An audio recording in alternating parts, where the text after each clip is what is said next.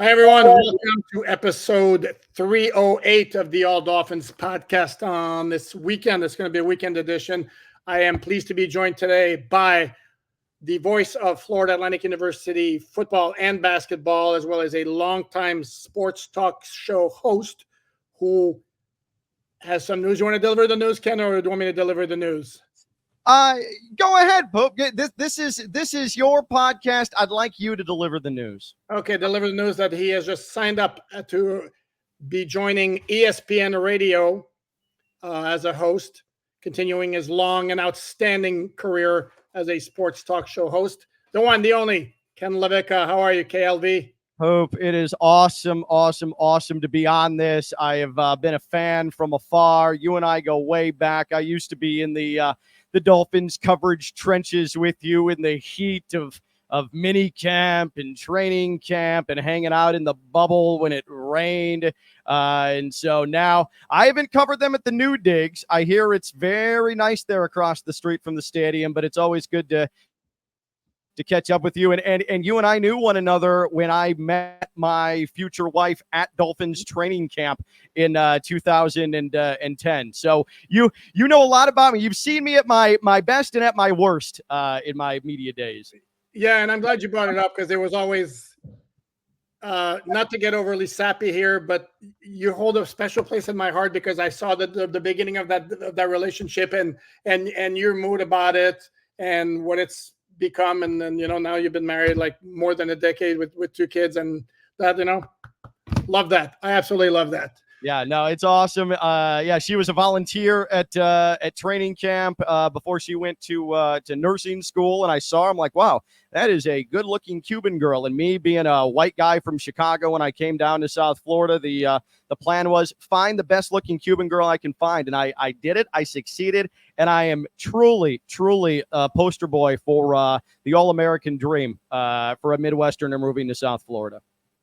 And as the great Harvey Green might have said once or twice, you definitely outkick your coverage. Yes, no doubt about it. I missed the barbs from Harvey, no doubt about it. Yeah, Harvey is a great one. Okay, so we're going to get a lot to get to.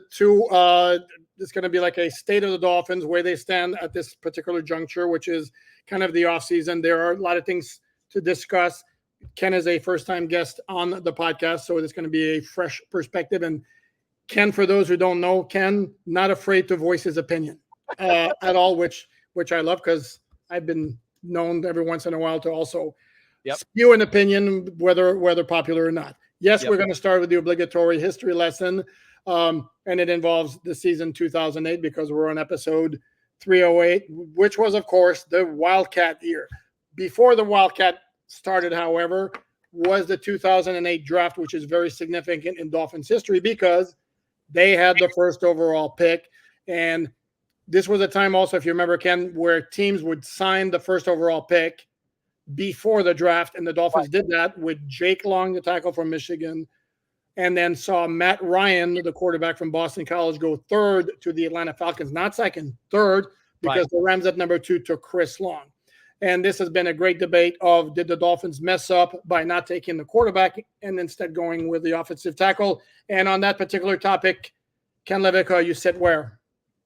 I am still, and call me old school, Poop, but I am still of the mindset that even in this new age of quarterbacks reign supreme, most important position in any sport, certainly in football, I still think you need to anchor that offensive line. And I think contextually, when you look at it, this was Parcells taking over. This was Sperano coming in, Jeff Ireland, the Cowboys contingent. So their MO is not air raid offense, right? It is solidifying the interior, protecting the quarterback, running the football. You have Ronnie Brown and Ricky Williams. So I think that it's easy to go back and say, boy, did they screw up not taking Matt Ryan. That said, they did what they had to do based on the personnel they were inheriting. And I also would argue with how inconsistent this organization has been from a leadership standpoint. Matt Ryan put up numbers in Atlanta, played in a Super Bowl, but how do you guarantee that he would have had that type of success with an organization that has been really below average to horrific when it comes to being competent at the top? It's just as of late where things feel consistent and they're still seeking a playoff win. So I don't love the should have gone with the quarterback, because if it was Patrick Mahomes, fine. But we're talking about Matt Ryan, who's a little shade at Matt Ryan over here. Again, like he's fine. And is he going to be a Hall of Famer? Perhaps. First ballot? No. But is he even really? And let me jump in here real quick, because my thing is, I boil it down to very simple. If you're gonna take position out of the equation, Jake Long was a much better player than Matt Ryan. No offense to Matt Ryan. And I have written this. Jack Long. I mean, why do I keep calling him Jack Long? Jake Long. Jake Long would be in the Hall of Fame if not for the injury. He made the Pro Bowl his first several years, and he was like the dude on that offensive line. This is where Jake Long was the best left tackle in the sport for 3 to 4 years, in my opinion. He was the best left tackle. He was the standard at that position. Matt Ryan was never the best quarterback in any given season in the NFL. You're right. Injuries derailed that entire thing. Hold on. Correct me if I'm wrong. Did Matt Ryan not win the NFL MVP in 2016 when the Falcons went to the Super Bowl? He did, but again, when you're talking about a voted on award, and I felt like when he won the MVP, there were a lot of media members and a lot of people involved that felt like it was his time. And so that's why he won the award. But you can't tell me that he was appreciably better than a Tom Brady in 2016, that he was appreciably better than a Drew Brees in 2016. It was just his time. And I think that's unfair because a left tackle is never going to be considered for the MVP award either. So Jake Long was the best at his position at a time in his career. Matt Ryan was never the best at his position. Great career, but based contextually, there's layers to this on where the Dolphins were at coming off a 1 win in 2008. You go get the left tackle, and then you figure it out from there. 2008 Poop, what I would say was actually adverse to the growth of the Dolphins because they thought they had something that actually wasn't there after the Wildcat season winning in 2008. It sped up a clock when there was the clock that should have been able to be a little more patient. Well, yeah, because what they did is they built it with a veteran team, including the quarterback Chad Pennington, who fell into their laps in August when the Jets got Brett Favre. Here's the thing. The counter argument to that is, while Matt Ryan, to me, I don't remember his career as a player and think Hall of Famer, but maybe he gets in there because some voters are blinded by numbers. I don't know. The counter argument is the Dolphins have struggled and we're going to get to Tua, who may or may not be the long-term answer at quarterback that the Dolphins have been seeking for so long. But the counter argument is there was a chance to get one after they flubbed it several times and they passed on it. Moving on to 2000, of course, as mentioned, the year of the Wildcat, they lost their first 2 games under Tony Sparano with a heavy Bill Parcells influence, which needs to be said because that's the truth. Mm-hmm. And then on the flight back after getting smoked by Arizona in week 2, the first name escapes me, Lee, who had been an offensive coordinator at Arkansas. Right. Correct. With Darren McFadden and Felix Jones, they said, hey, how about we do this? And hence, thus the Wildcat was born. Dolphins go on to go 11-5, beat the Jets in the regular season finale at Giant Stadium, MetLife, one of the two. It was Giant Stadium still, the Meadowlands at that point, and that's where Brett Favre got destroyed in the fourth quarter, just absolutely blown up. And I cannot remember who the safety was that would who always won every year the Good Guy Award. Jeremiah Bell. Yeah, Jeremiah Bell destroyed Brett Favre in that regular season finale, which clinched the division title for the Dolphins. I just remember him sprawled on the turf, and that's when I said to myself, "Yep, Brett Favre, New York Jet, that was a failure." I remember Well, he also had injuries. If we're going to be fair about this for Favre, I remember in that game was the pick six by Philip Merling, the defensive end, and then in the playoffs, the Dolphins' shortcomings. This was a magical ride because remember they were 1-15 the year before, and to me, if it wasn't for the presence of Bill Parcells, Tony Sperano should have been the NFL Coach of the Year. But I think that Parcells' presence cost him some votes. That's beside the point. The Dolphins kind of overachieved. While they were a good, solid veteran team, they were also kind of lacking, and they got exposed in the playoff game against Baltimore. But it's significant. This was the last time the Dolphins won the AFC East, and Chad Pennington was tied for second in the NFL MVP voting that year. Although he got 2 votes. Michael Turner from the Falcons got 2 votes, and I think it was Peyton Manning got 46 votes at a time when it was just when. Okay, so for those who don't like the history lesson, you'll be glad that it's over. For those who like the history lessons, we hope you enjoyed it. Trying to think of other things. One other thing that stands out was Devon Best was a rookie free agent that year from Hawaii, and I bring him up because people always ask, like, does any rookie free agent really stand out in mini camp or in training camp? And it's very rare, but I will never ever forget thinking to myself that summer, that dude is always open. Right. He is always open.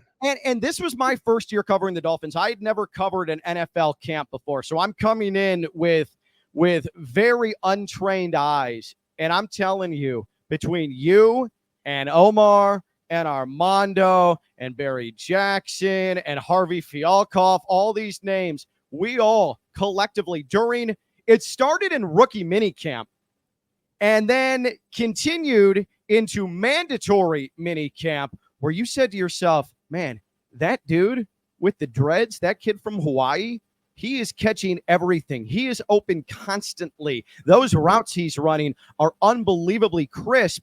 We all agreed going into training camp that 15 was someone to continue to look out for. And he might even make a practice squad. But then as we got a couple of weeks into training camp, and we were all, do you remember the quarterback battle going into training camp in 2008? Yeah, it was, hold on, Josh McCown. It was John Beck. And it was Chad Henne, who had been the rookie second-round pick. The single worst quarterback battle going into a training camp in the history of professional football. And we watched it for 2.5 weeks. And it was hard to look away from that car crash and notice Devon Best. But we all said, man, even with these guys, he still stands out. And then once Pennington came in real late in training camp, then you're like, this dude's going to make the team. None of us could have foreseen how integral Devon Best was going to be to the success of the Dolphins in 2008. But you're right. Like, it stood out. You could legitimately, even untrained eyes, see, and this dude might have it all the way back in like May. And I will tell you one last note on 2008, and I'm going to pat myself on the back because while I've had a lot of misses in terms of predictions or gut feelings and all that, and my old Dolphin Digest colleague Bill Daly can vouch for this. The first practice Chad Pennington conducted or was a part of was inside the bubble. They get done. I told Bill, I said, Dolphins are going to make the playoffs because they had assembled, if you remember that offseason, they had assembled a good, solid veterans, except they had no quarterback. And the first practice, Chad Pennington comes in and it's, crisp everywhere. And like they're going to make the playoffs. I also, though, with that, like Chad Pennington, he came in, and you're right, there was a veteran presence. There was a calm that was brought in. He sort of melded everything together. But for all of these, Tua and the zip, Tua and the arm strength, and these Dolphins fans, trust me, I used to be the president of the Tua Tagovailoa fan club in Palm Beach County in the Treasure Coast before I was impeached just a couple of months ago. What did you do? It was, it's money laundering. I can't talk a lot about it. There's legal ramifications that come with it.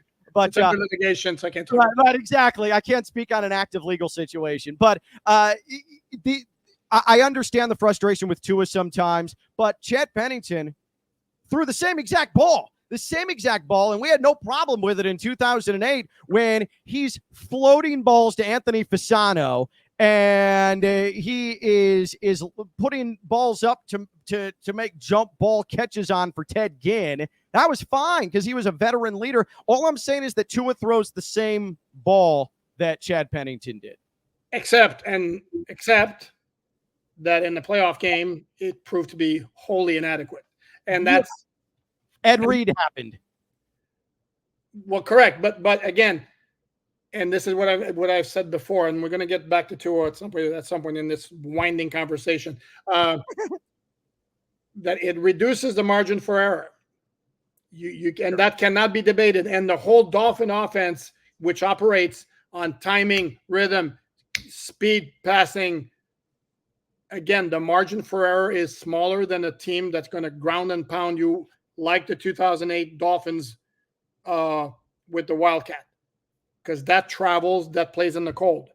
The precision, the quick timing, and all that doesn't work as well in the cold. It can work, but it doesn't work as well. This is why the Dolphins, as currently constituted, don't have the same kind of margin for error as the teams that are more physical.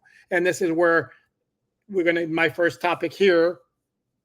No, it's going to be the second topic, because I want to address the Florida Panthers, because Ken and I are both hockey fans, and it's kind of we're kind of in depressed mode here as we tape this on Saturday morning, that the Panthers now have seen their 3-0 lead in the Stanley Cup final, and their certain Stanley Cup pending celebration now turned into gloom and doom, because now it's 3-3. Game 7 is Monday night, and it's very, very hard to feel very confident. So my question to you is, and then we're going to relate it to the Dolphins, that if how do we view the Panthers if they lose Game 7 in terms of their overall season? How do we view the Dolphins 2023 season in the overall big picture, with the success that they had going 11-6, but losing in the first round of the playoffs? Okay. So obviously you have a team in the Panthers that has been a Stanley Cup favorite all season long. That's about to have a historic, at the time of you and I talking, historic meltdown, choke job, franchise never recovers type of situation that's about to occur. Okay. Franchise never recovers. Wow. Ouch. This is the type of thing where I don't know as an organization how you move past blowing a 3-0 lead, and after you went up 3-0, you get blown out and outplayed vastly every single game after that fact. It's unconscionable. But as far as the Dolphins are concerned, we went into last year saying, all right, this is a team that could win the division. This is a team that could win the division, but also there was a secondary bullet point. Can Tua stay standing for 17 weeks? Okay. And I'm probably going to come off as annoyingly optimistic as humanly possible with what I'm about to say. You could never come off as annoying, Ken. You could. oh boy, even within my own home, that is not true, Poop. Au contraire. Yeah. So did they fail winning the division? Yes. Could you argue that for a vast portion of the season, they were the best team in the division? Yes. Unfortunately, the late season demon came to play. I think we're thinking a lot differently about the Dolphins if they were able to host a playoff game in the super wild card round. Okay. It's a totally different discussion. What I will say is that the Dolphins didn't stay stationary going from 2022 to 2023. They did take a step forward. Tua stayed healthy the entire time. They found a way to protect him to a point, and he worked in the offseason to keep himself on the field, which is beneficial across the board. They had defensive problems. They figured out the defensive problems. Then injuries caused those defensive problems to return. The Dolphins took a step forward. Did they succeed last year? No. I guess that's the ultimate question. You can take a step forward, but also not fully succeed. They did not realize full potential last year. So was it unsuccessful? Yes. Can you say they took a step forward? Yes. My issue is in this offseason, I don't know necessarily because of cap issues and because of having to re-up with certain guys, if they've done enough for me to feel comfortable saying, oh, they're bound for another step forward, or to check one of those major accomplishments off the list going into 2024. That's fair. I do want to say this because you made this point, and please feel free to tell me if you think I'm crazy. You've done that before, but you can do it on the podcast officially as well. And with all the talk of Tua getting bigger, jiu-jitsu, to me, by far, not even close, the biggest reason Tua played all 17 games is because he learned to give up on plays and he didn't put himself into dangerous situations where a defensive lineman was going to bear hug him and basically ragdoll him to the ground.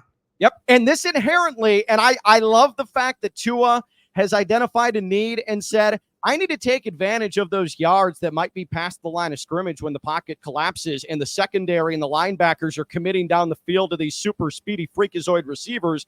I need to take advantage of those yards. But, and I don't know if this is Tua injury, PTSD or what, a slimmer Tua trying to fight for those yards. This is still the same guy who we have seen mangled and unconscious on the turf. I don't know if this is necessarily the route ultimately the Dolphins, an X factor, they want to fully try to exploit unless he really is adamant on sliding and avoiding contact and taking the 3-4 yards, then making the decision. Maybe I shouldn't go for 10. Maybe I shouldn't go for 15, because if Tua tries to turn himself into a mobile option, I don't see that ending well in any way, shape, or form for this football team. No, and the other thing too is if he's leaner and more mobile, and last year he was not mobile in the least. Tua has made plays in the past off schedule. He is limited in certain plays he can make because the arm strength's not there. The arm strength is perfectly fine to make all the throws if he can set his feet. I'm going to say it again because apparently that doesn't necessarily always register. If he can set his feet, yes, he can make pretty much all the throws. He can't throw a fastball on a tightrope outside the numbers. That's not who he is. On the move, again, he can make certain throws. If he needs to zip a ball on the move, he does not have the arm strength to do that. But and to my point, this is where if he needs to be smart, the rollout can be more of a factor as well, or he can scramble out of the pocket and see if there's something available downfield. But this is where he needs to be really smart. If there's nothing there, it's okay to throw the ball out of bounds. Yeah, for sure. The way I look at the Dolphins last season, I almost do feel like the letdown in the final month painted over how fun everything was in September and October and how dominant they looked. And I understand injuries, but man, when the Cleveland Browns go into the postseason, I know things did not go well for them against the Texans, but Poop, I'm telling you, the Cleveland freaking Browns with Joe Flacco at quarterback and injuries across the board, lost their running back to a horrific injury just shy of the midway point of the season. There was Super Bowl contender tagged to the Cleveland Browns going into the postseason based on how well they played in the final 4 weeks of the year. Meanwhile, for a second straight year, you had the Dolphins doing Dolphins face plant late season things. So did they take a step forward? Yes, but did they shed any predisposed notions about themselves other than Tua can't stay healthy? The answer to that is no, and that's where how are they going to find a way to ply forward this year? Because 2023, lurched forward, not successful. What is successful in 2024 now? And I think that's a huge question because have a chance to win the division in the final week of the season, that ain't cutting it in year 3 of a head coach. It's just not.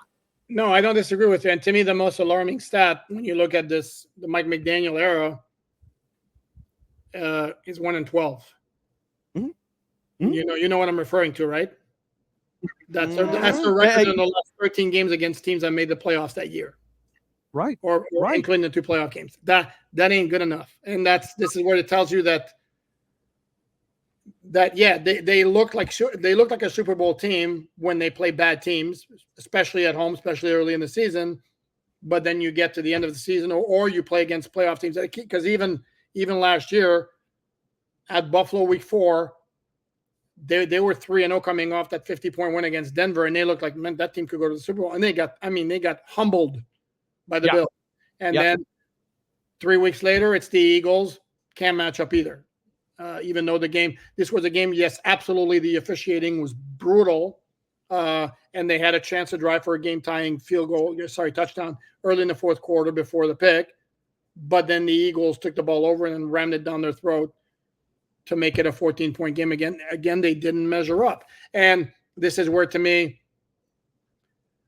most of the Dolphins questions are going to get answered in December again. So they could be 10-3, and there's going to be cool 10-3 again. Yeah. But also in week 2 when they play Buffalo, and this isn't just about winning the game because they beat Buffalo at home in 2022. Except in that game, it was great that they beat Buffalo. They got outgained 497 to 212.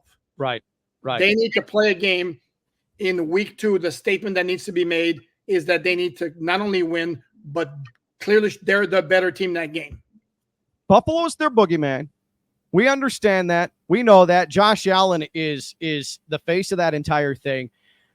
I don't want it to come off, though, as I'm piling. I think you and I live in reality right now when it comes to the Dolphins. As many Dolphins fans maybe don't want to admit it because, hey, we had the NFL's best passer a year ago. We're on our way. You've got a coach in year 3 who's really starting to grow into the role.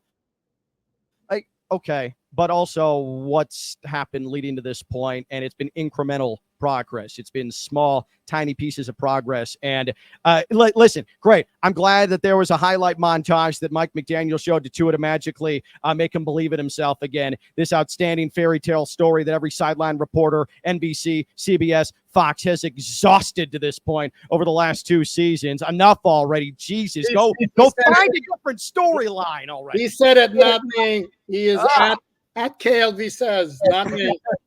Oh my God. But at this point now, when do we get the teeth? And I know that this is not good football analysis. This team needs more teeth. Like, what is that? There's no tangible thing. I'm speaking in football platitudes here. But the physicality that's required, the ground and pound that's required. When you, and I understand they were trailing a good portion of that game, but you in sub 100-degree weather in Kansas City, you run the ball 18 times. Come on. Like that is not going to cut it. And when you have constant injuries, listen, I appreciate Mostert, I appreciate Achane, but at some point you need some guys that are going to be able to give you reps into November without missing 3-4 weeks at a time as well. Like this has to get better. What I appreciate about Chris Grier, I truly do, is that he has done a really good job, in my opinion, each offseason of, based on the financial situation that they're in, the cap situation they're in, trying to find solutions for glaring weaknesses and attempting to patch these and fix these. It is not for lack of effort, much like Stephen Ross's ownership. Like Stephen Ross is engaged and is as committed as any owner in the NFL and maybe in the history of the league for that matter. I mean, the man tried to tamper to get Tom Brady. I mean, this guy is serious. It matters to him, but everything keeps coming up short. Chris Grier is trying. This is not incompetent in the front office. That said, it's difficult to just say, snap your finger, here's a new identity for this football team. And I am very, very curious, while this team is trying to wait for Jalen Phillips to come back and Bradley Chubb to come back, some of these pieces they have brought in to fill gaps, in Calais Campbell coming on an unbelievable discount here, can they provide enough of that where then it carries over into November and December? And for me, it's a believe it when I see it, because it's been a fun track team, but it has not been fun in terms of straight up physical football watching this organization. No, and I've used the term, much to the dismay of the previous co-hosts here on this podcast, that the Dolphins are a finesse team.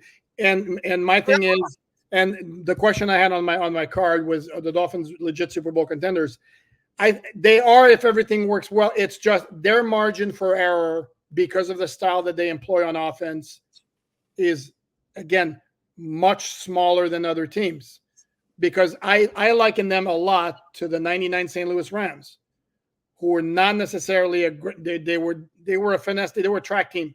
I mean, the Rams also, Poop, that year, if you recall, they did not, they played almost sub 500 teams, non-playoff teams, the entirety of their schedule. Correct. They cleaned up on sub 500 or non-playoff teams and then found a way in the postseason. But there were a lot of variables that went into that as well. With their style of play and the amount that they won, they didn't have to go outside the climate-controlled dome. And that helped them, especially in that NFC Championship game against Tampa, where things got slugfest. The Dolphins don't have that haven't had that type of benefit. Well, no, but here's the thing, though. Yeah, and we're talking about the Bert Emanuel game for those old enough to remember what's a catch, what's not a catch. If you remember, though, they had the benefit because they wound up with the best record to play their playoff games at home. But they won the NFC Championship game 11-6, if you recall, and they won the Super Bowl 23-16. Right. It wasn't because their offense blew anybody out; because their defense came to play. And this is where the Dolphins' defense has to come up big. I think last year they had that possibility. That's the way the defense was looking heading into December, and then all of a sudden, Jalen Phillips gets hurt, Bradley Chubb gets hurt, X gets hurt, Van Ginkel gets hurt, Jerome Baker gets hurt, and it was like, and even then, they're leading 14-7 against Buffalo, heading into the fourth quarter of the regular season finale. That could have guaranteed them a home game. The defense last year, it was so underwhelming for the first 6 or 7 weeks, and then it was, they're just learning. They're just learning Vic Fangio's system, just learning it. It's complicated. All right, fine. Like I was willing to be a lemming and say, sure, all right, it's complicated. This man, he does his thing, whatever. But it got stopped, but then the injuries happened. But I'm telling you, that thing was doomed from day one, because knowing what we know now, like Vic Fangio did not want to be in Miami, and the players didn't want to play for Vic Fangio at all. I'm going to call a TO here. Hold on, my man. You're saying it was doomed from the start. They still were fourth in the NFL in total yards allowed heading into week 17. So, and this whole thing of like, they didn't want to play for Vic Fangio. Well, they were playing for Vic Fangio, and they were playing pretty damn well for the most part. And again, I'm going to reiterate that despite all the injuries, they're leading 14-7 against Buffalo heading into the fourth quarter of the last game, because the defense is coming up with big plays when they have to. And it wasn't the defense that lost that game. And even the playoff game against Kansas City, the defense, as mangled as it was with Bruce Irvin, Justin Houston, and Malik Reed as your outside linebackers because everybody else is hurt, they kept the Dolphins in the game for the first 3 or 4 quarters. So I will not have any disrespect put on Vic Fangio, because he's a grumpy old guy like me, and I respect grumpy old guys. So there. Grumpy old men unite. I looked back at Vic Fangio's time. To me, it was a complete waste of time. What a complete waste of time. We're bringing in one of the great defensive minds. Here we go. And you're right. Yes, they ended up putting up gaudy numbers after making an incredible rally statistically after the first 5 weeks of the season.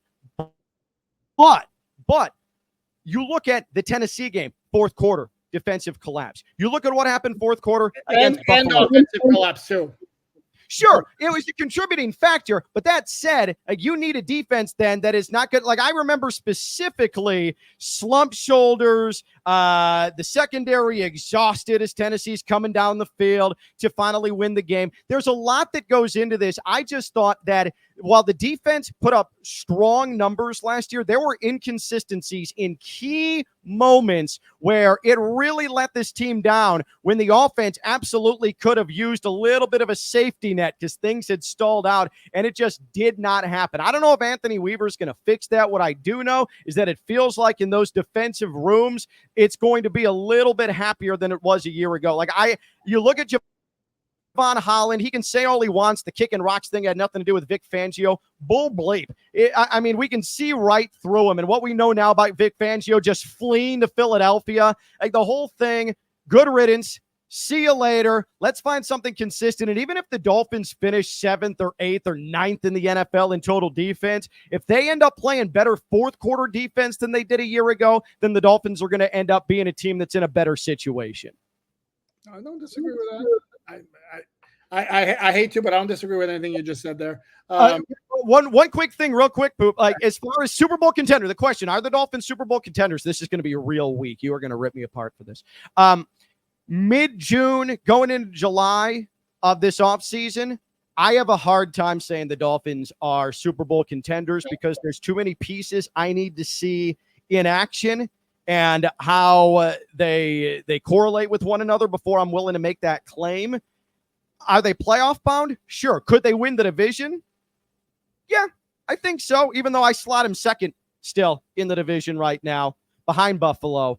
But Super Bowl contender, I think anybody who thinks that, I think is being a little too lofty at this point. Okay. Yeah. Wow. I mean, that's the first time I'm ever going to be accused of being too optimistic or too positive. And my caveat is, again, their margin for error is smaller than So small. 6 or 7 teams in the AFC, and it's Mm-hmm. it's not a great place to be. It's better than the alternative for Sure. so many years where you go into it and maybe they make the playoffs. It'll be a good year. The Dolphins making the playoffs in 2024 is not a good year. That's not going to be enough. Okay. I have my index card here with topics I wanted to discuss. So Sure. let me get back to it. What gives you the most confidence about this team heading into 2024? Oh, God. All right. Okay. This is a tricky question because I still see that name, Liam Eichenberg, along the offensive line. Okay. I would say that getting Armstead, you want to keep him healthy. If you can maintain Connor Williams, if he'll come back, okay, that's a good thing. But it seems like every time I read anything about Liam Eichenberg, it's, Dolphins interested in this role for Liam Eichenberg, the versatility. No. And so I don't know if I look at the offensive line, I can't say, well, that's great. And so then by consequence of that, I can't look at Tua and say, that's great. That's good. Could he lead the NFL in passing again? Sure.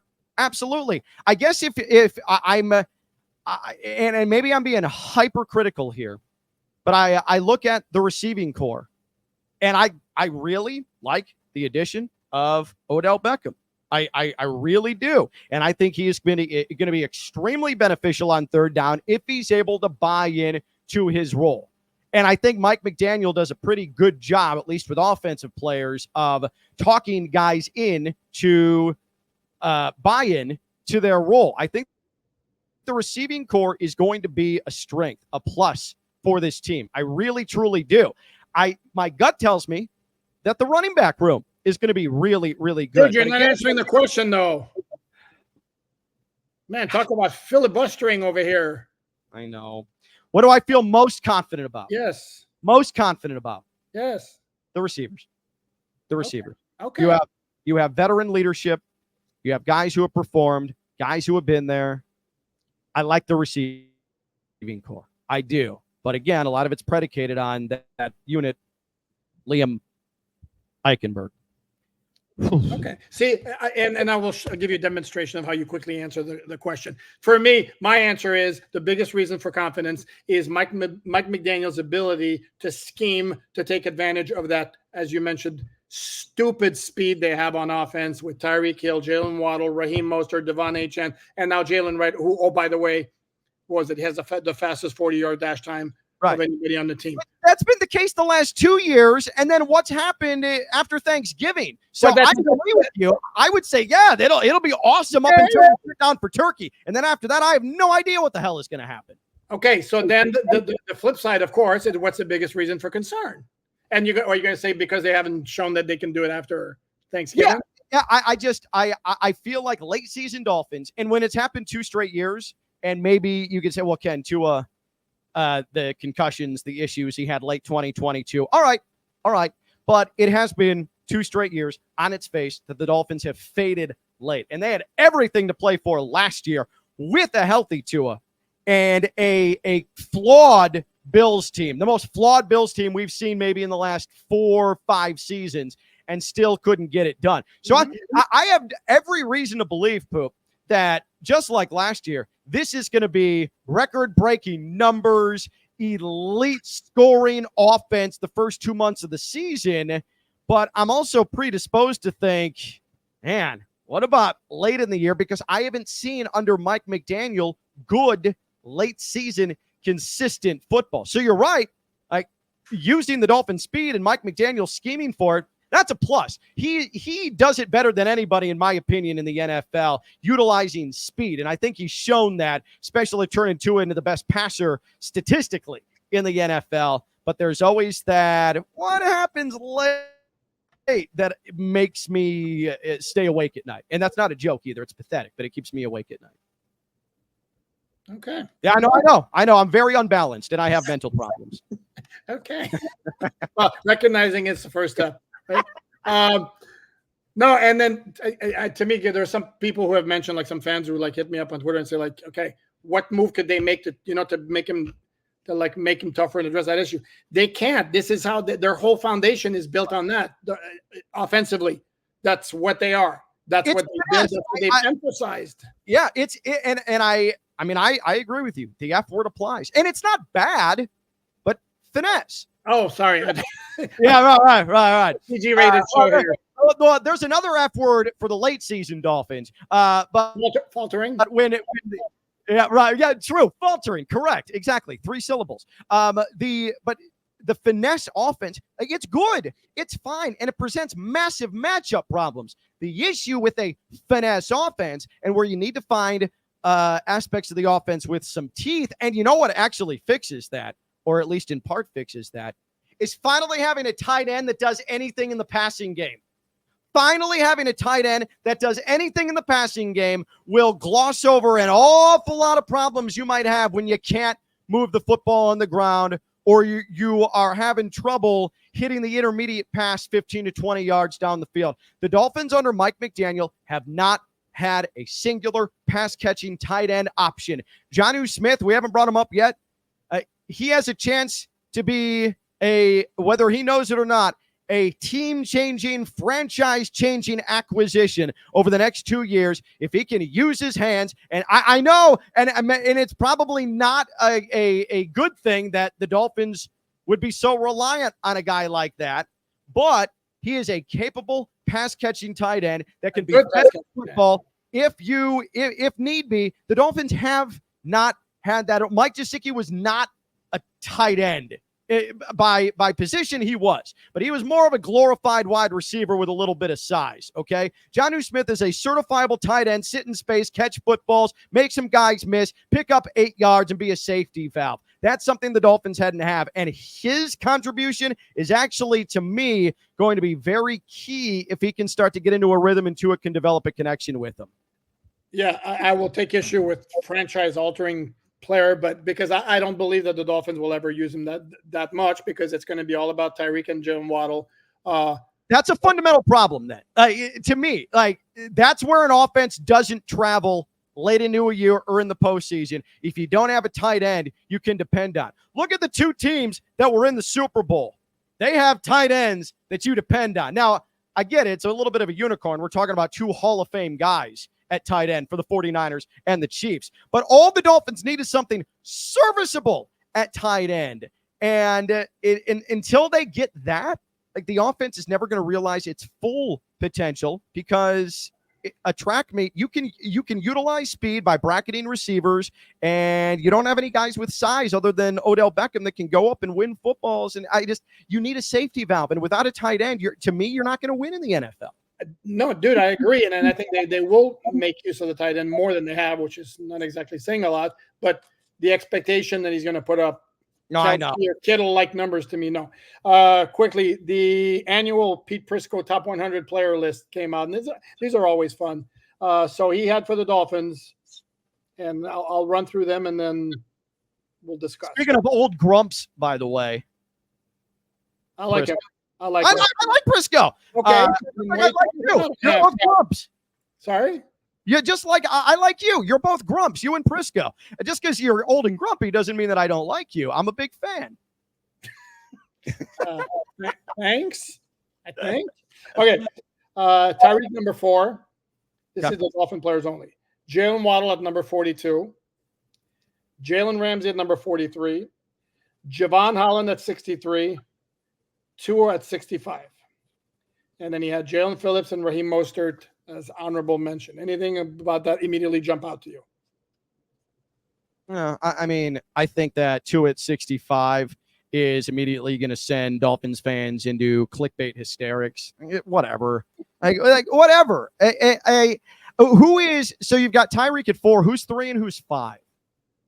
Oh, they're going to have to make me look at it. I'm sorry. I have it up. Hold on. Let me.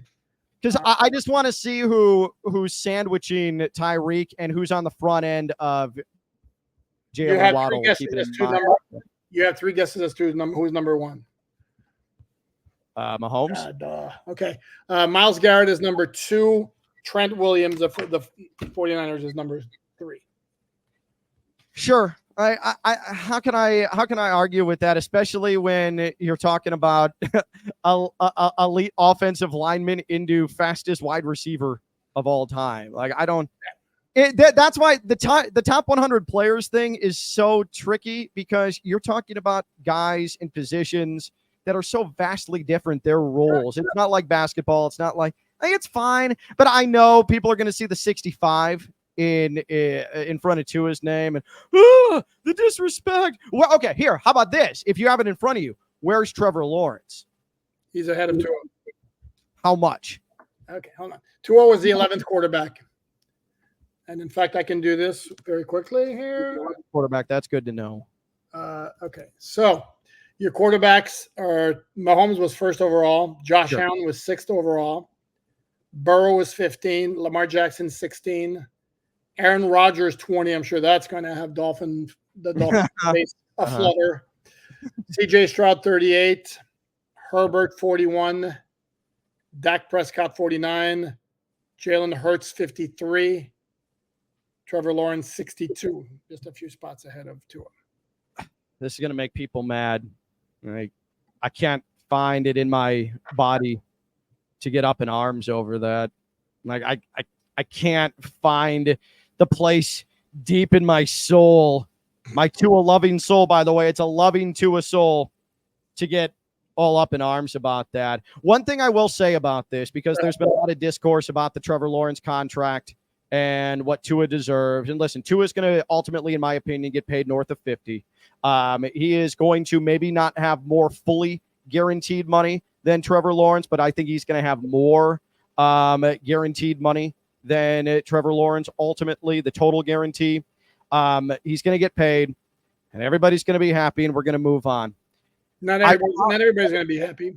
Not everybody's going to be happy, but that's the name. By the way, let me clarify this, because I am talking about the fan base right now. Okay. Go ahead. Are you going to be happy? I don't think it's the right move, personally. To me, he plays on the 5th-year option. I've said that many, many, many times. I have questions about how far can this team go with Tua at quarterback. And no, before preempting the comments that I know are coming, I am not blaming the loss on him whatsoever, the playoff loss against Kansas City. But I have said, I'm going to say it again, he was more part of the problem than he was part of the solution. And my question is, how far can the Dolphins go with Tua at quarterback with the current style of team that they have? That's still a question mark to me. And to me, it's a question that needs to be answered before you commit to another 4 years of basically the same type of team. What if then, coming down to that, it's more of a question about Mike McDaniel than it is a question about Tua, about whether Tua, this offense is Mike McDaniel's specialty. Speed. Hit you on the outside. Spread the defense out. Use receivers. To this point, tight ends, who gives a crap? Come on, let's roll. Dude, do you honestly think that Tua would do better with any other offense / Mike McDaniel as the guy who runs it? And to me, no. To me, Mike McDaniel has maxed out, gotten everything out of Tua that any NFL coach can, and props to him for that. But this notion that Mike McDaniel will be the problem, but not Tua, no. No, see, this is where I think that an extension for Tua is an endorsement for Mike McDaniel. They're tied together, absolutely. Right. And so I think it's more, if you're going to give an extension to Tua, are you ready to marry yourself for 4 more years to Mike McDaniel? Correct. So fundamentally, this question comes down to that. And the reason I say that is that, maximizing Tua means he has the most passing yards of any quarterback in the NFL. Like, not bad. I think that Tua is a great quarterback for the Mike McDaniel system because he is so accurate, because he can fit it through the eye of a needle, because his timing is really, really strong. I don't think that there are many other quarterbacks from a timing perspective that could get that similar job done. I'm not arguing that he couldn't. If Tua went to another system, another coach, I'm sure that there'd be a drop off. We saw what he was, even though he won games still with a coach who hated him and didn't believe in him, in Brian Flores. So did he win games, or did the defense win a lot of games? Come on, this is like, but this is what it comes down to with Tua. All right, here. This is my overall point on this, because this is the bluept for Tua detractors. Okay, this is, and I found this, and Jarrett Bailey, USA Today, does this same exact thing, and anybody, Stephen Ruiz of The Ringer, they do all these things. Okay, it's, if you think that Tua is better than X quarterback, you insert insult here.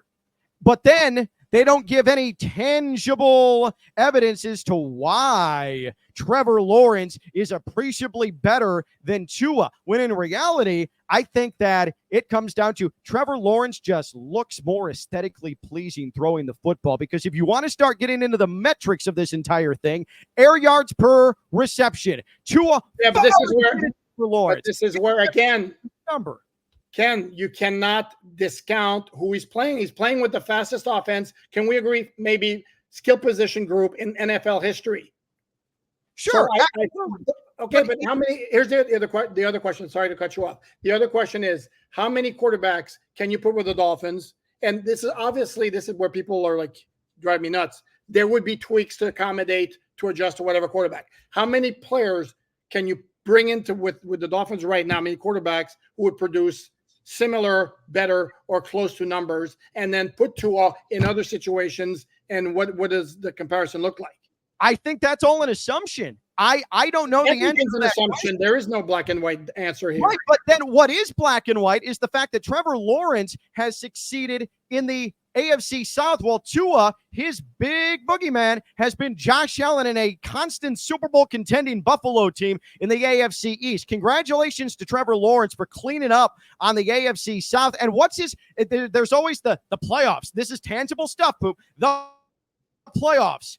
1-0 in favor of Trevor Lawrence with a win. Who did he beat? He beat a guy who's consistently destroyed for being a fourth quarter nightmare in Justin Herbert, which is exactly how that playoff game played out. So all I'm saying is that I think a lot of the time we say, boy, I love that arm of Trevor Lawrence, and that is why he's so much better than Tua. And if you don't think so, you're a fool. Like, that's how we operate in Tua world. But this is okay, but that's not how I operate. I try to bring nuance, and I get killed for bringing nuance because I'm not that absolute on the other side. Tua led the NFL in passer rating in 2022, led the NFL passing yard in 2023. Therefore, he's a stud. He should be clearly top 10, end of discussion. To me, there has to be nuance everywhere, and I don't think Trevor Lawrence is appreciably better than Tua. I do think, if you ask me, and then I was asked this in a mailbag on SI.com/NFL/Dolphins, who would I take if I'm starting a franchise right now? I do think I would take, again, if you're going to tell me I'm going to have Tyreek Hill, Jalen Waddle, and all that speed, and McDaniel's the coach, yeah, Tua's probably better for that scheme. But in a big picture, I think, and I'm not the only one. I think most national media people would take Trevor Lawrence over Tua.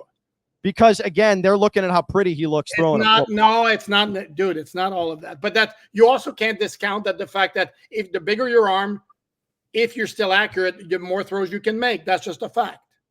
What if there is an in-between? So let's go a little nuance here. Go ahead. What if Tua is not nearly as good as most passing yards in the NFL in a given season, but Tua also is not as poor and limited as a lot of people want to throw on his shoulders, like, I don't know, Chris Sims, Pro Football Talk, some of the major detractors. I'm naming names, Pope. I'm naming names, and I don't care. At KLV Says, it's right there. They can tweet at me, okay?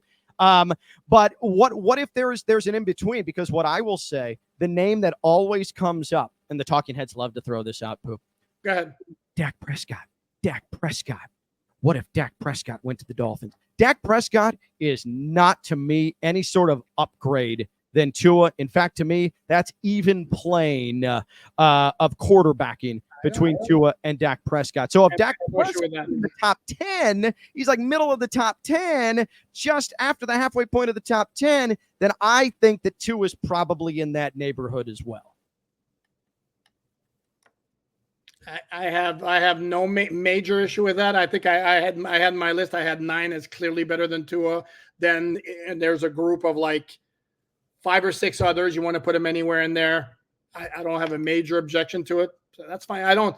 Again, I'm not. I am portrayed as this massive Tua hater and all that. I just fight back against this completely nuanceless. Led the NFL passing yards last year. Therefore what? Tyreek Hill certainly helps. And again, the whole notion of timing and anticipation and all that, you do understand that they practice their routes, their quick routes over and over and over again. And this is not me saying, this is Mike McDaniel saying it, explaining how many times that they practice that there where it becomes like motors with what's the word, sensor motor memory or whatever, where it's like it's automatic. Tua drops back. If he sees a certain look from the defense, he knows Tyreek's going to be open 5 yards in and in. He doesn't need for Tyreek, who always is going to get open.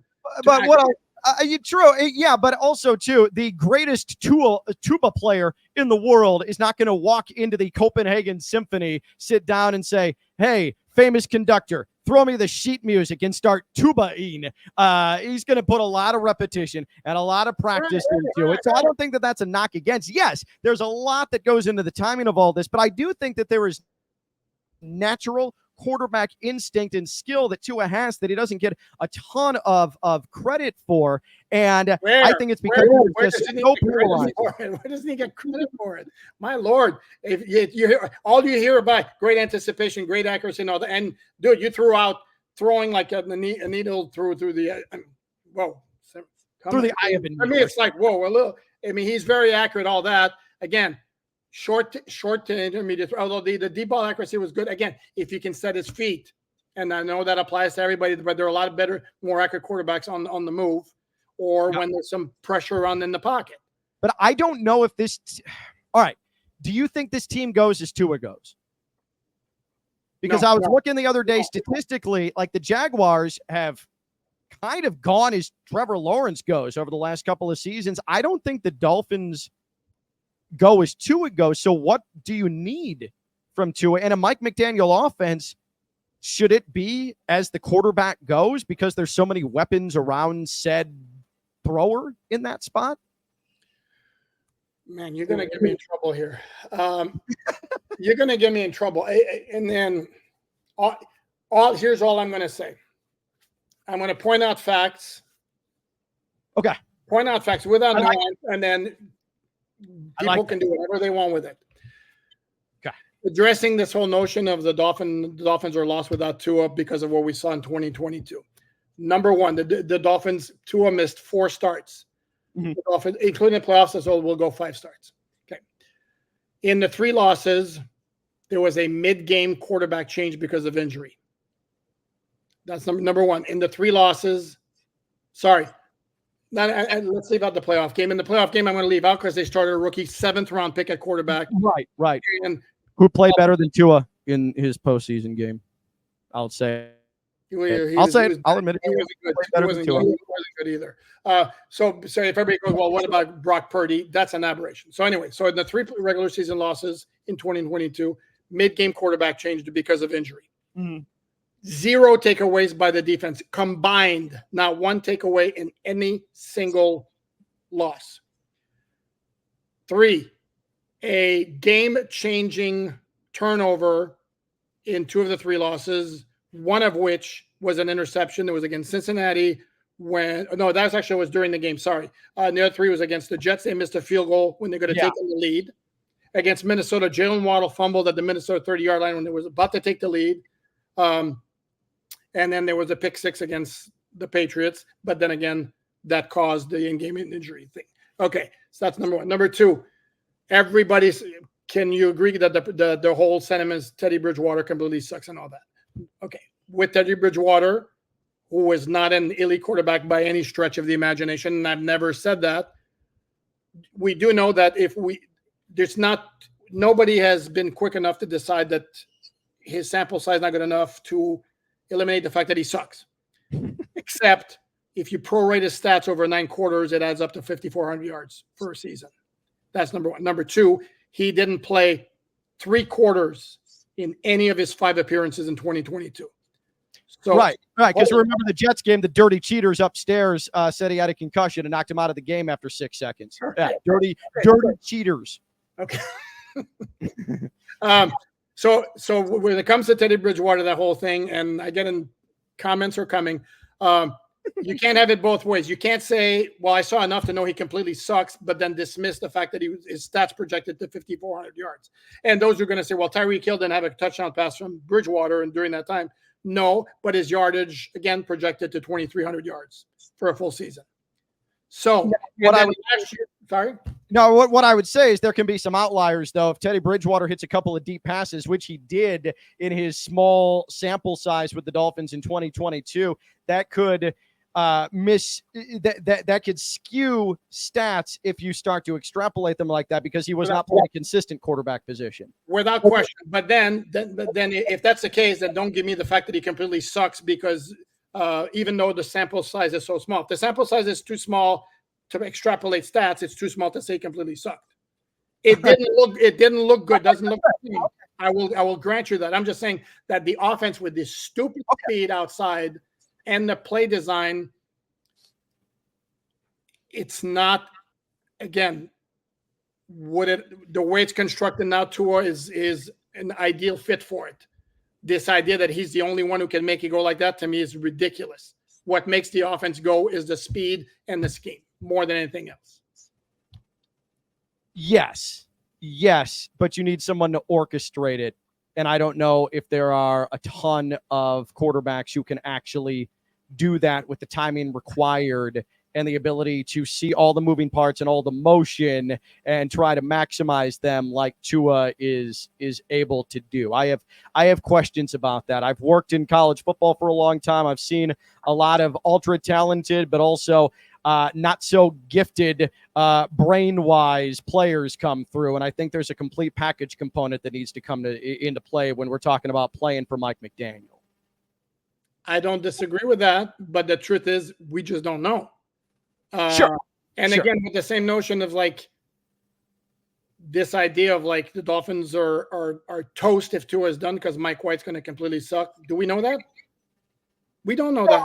No, because we haven't seen enough of Mike White. Like, has Mike White been vomit-rific when he's come in? Yeah, for the most part, but we don't know because we haven't seen enough of. Well, my friend, if you're gonna dump on Mike White, I'm gonna point out that again, sample size being ridiculously small, but his passer rating last year was higher than Tua's.